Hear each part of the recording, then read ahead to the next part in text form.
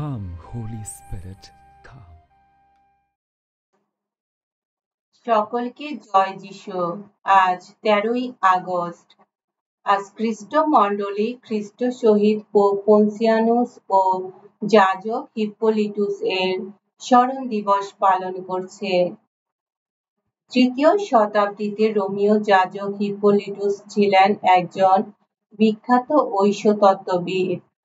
তার মতে তৎকালীন পোপেরা পাপীদের ক্ষমাদানের ব্যাপারে অতিরিক্ত সহজ নিয়ম জারি করেছিলেন বলে তিনি তাদের বিরোধিতা করেন।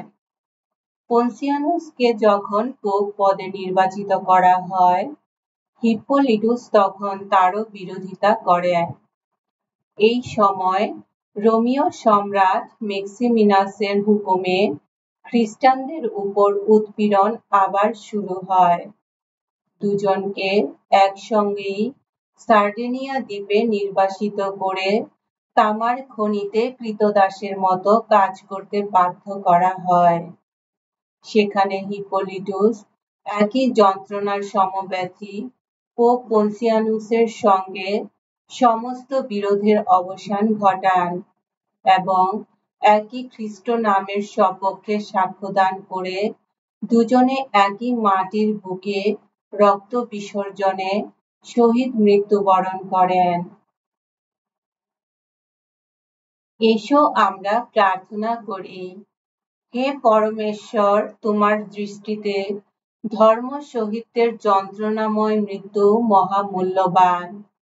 অনুনয় করি তোমায়, খ্রিস্ট শহীদ পন্সিয়ানুস ও হিপ্পোলিটুসের অপূর্ব সহনশীলতার আদর্শে অনুপ্রাণিত হয়ে তোমার প্রতি যেন আমাদের ভক্তি ভালোবাসা আরো উজ্জ্বল হয়ে ওঠে, আমাদের বিশ্বাস আরো দৃঢ় হয়ে ওঠে।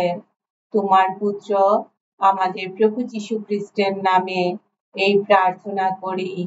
পবিত্র আত্মার সংযোগে তোমার সঙ্গে জীবনময় ও সর্বনিয়ন্তা ঈশ্বররূপে তিনি যুগে যুগে বিরাজমান।